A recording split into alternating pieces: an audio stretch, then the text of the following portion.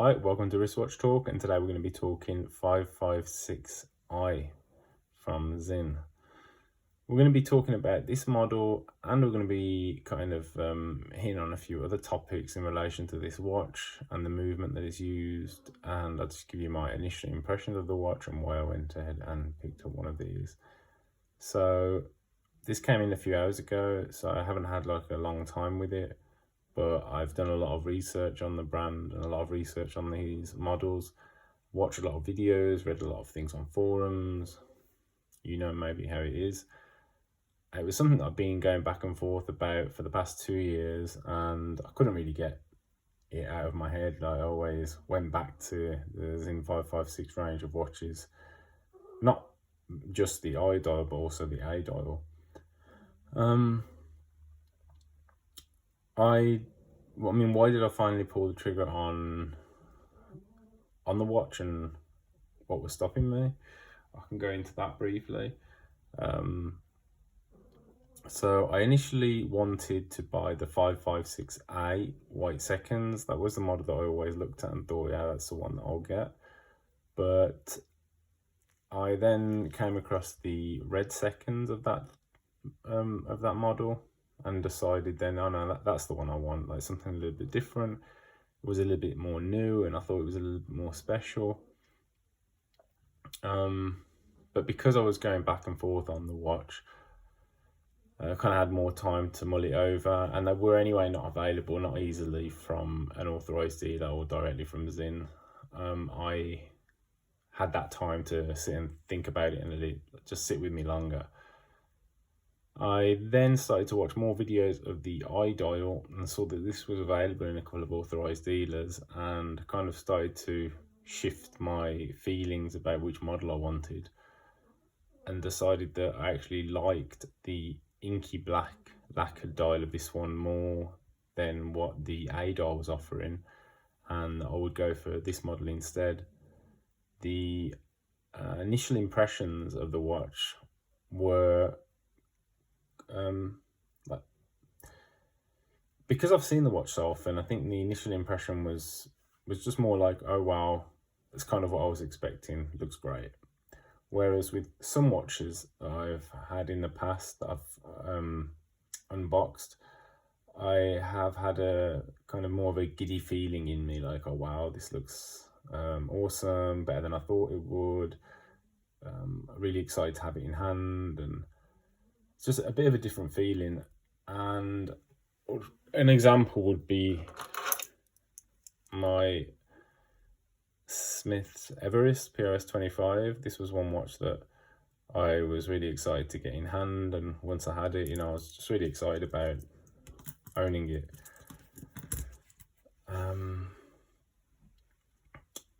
So it's not necessarily a bad thing, it's just a different type of feeling. And I think part of the reason being is because those other watches that I've got in my collection, after kind of thinking about it the last few days, are really kind of limited or niche pieces. For example, I've got the Smiths, which is a hard piece to get a hold of. I've got the Aventurine dial of this watch as well, which is also a difficult piece to get now. I mean, it's now discontinued officially on the website, so you have to go online and buy it elsewhere. I've got a Seiko Alpinist that is a limited edition. I've got the Laurier Neptune version 1 that is no longer in production. I've got the Hydra from Laurier, it's no longer in production, and the Falcon version 2 is also no longer in production. And I also own a Christopher Ward C65, again is also no longer made. And these watches all have a kind of a similar thing about them. It's either a niche brand or a micro brand, or it's a limited edition of some kind. The only other watch is the Moon's watch. It's probably the most popular watch in the world. So most people now who didn't know about watches know about that watch. So I think that was the reason for the kind of different feeling of this one. I've seen it so much, I've watched so many videos, I kind of knew what to expect, even though I've never held them in my hand. But as I say, on appearance, I was really pleased, just not kind of giddy with excitement. The watch itself, as you can see, it's still mostly stickered up. All I've done is unscrewed the crown, set the date and time, albeit not correct, just played around with it a bit. And I have to say that the action of the screw down crown and just the feel of the metal is fantastic. It's got a really, really robust feeling to it, and I think that has something to do with the thickness of the crown and just the size of it in general. And the crown tube is also feels really long. It feels like longer than on any other watches that I have. It seems to take a while for the crown to actually pop, but once it does pop out, it feels really like there's a really strong pop there. Feels very kind of there's a lot of like click to it when you pull it out to the first and second position. It seems really responsive, and the winding action is really smooth. Screwing in the crown, screwed in like butter, barely feels like you're trying to catch any threads, and I just screwed it in clockwise, so not having to back thread it to find that point of before screwing it down properly. So yeah, that's the feeling initially of having it in hand. The leather strap that it comes with is like this vintage leather with this red stitching to match the red second hand. I think it looks really cool. As you can see here, it's really nice stitching. Signed Sinn buckle. And look how thick that leather is.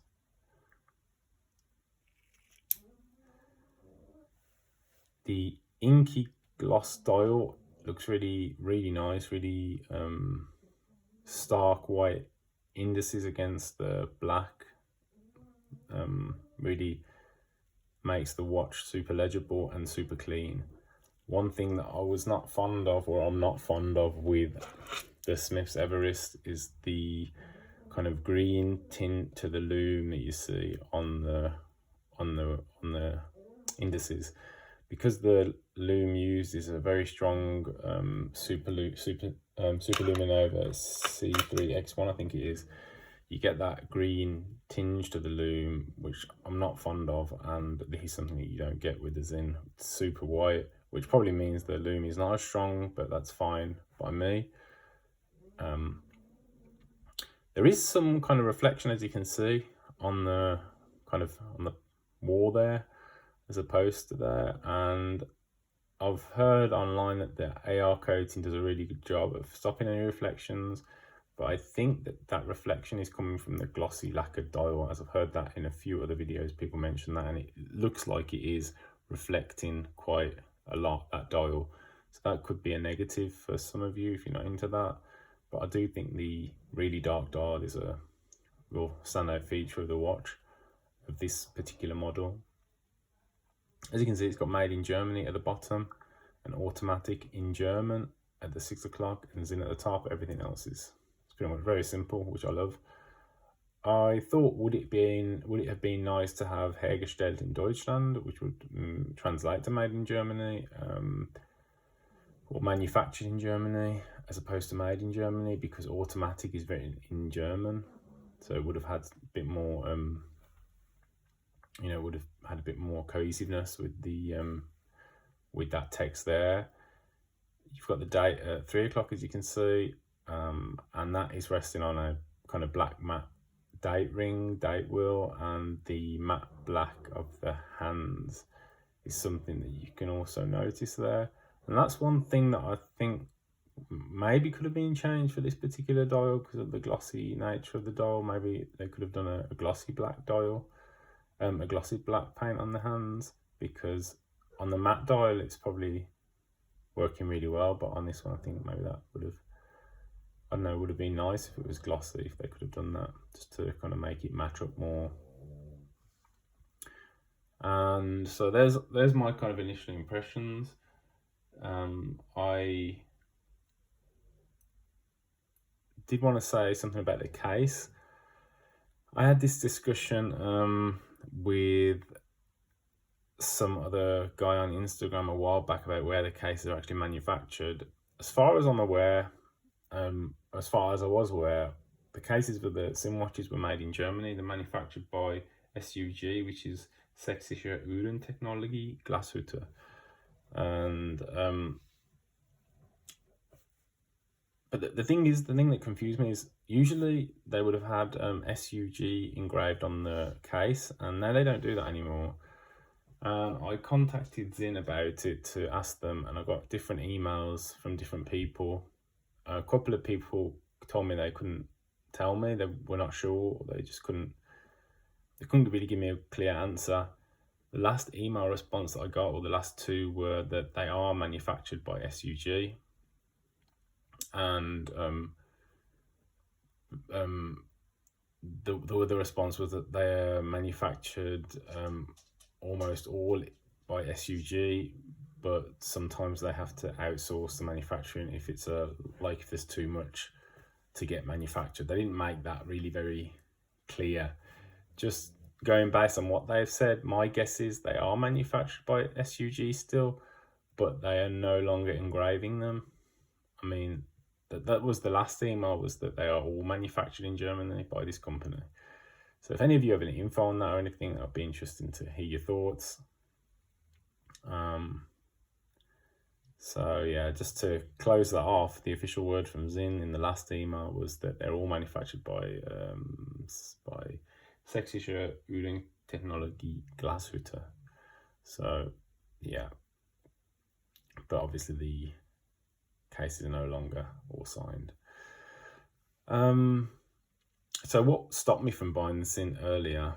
The main thing was the movement, the use of the Sellita SW200.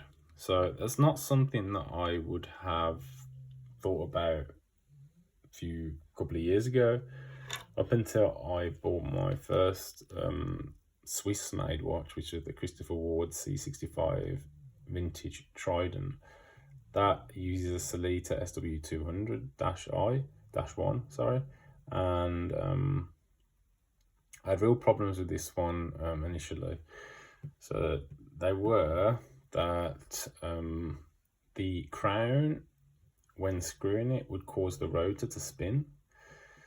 The crown would also not wind the watch at times, and that obviously caused me some worry. So I did a lot of research on it, and there were various things online. Some people were saying that it's normal for ETA and sellita movements.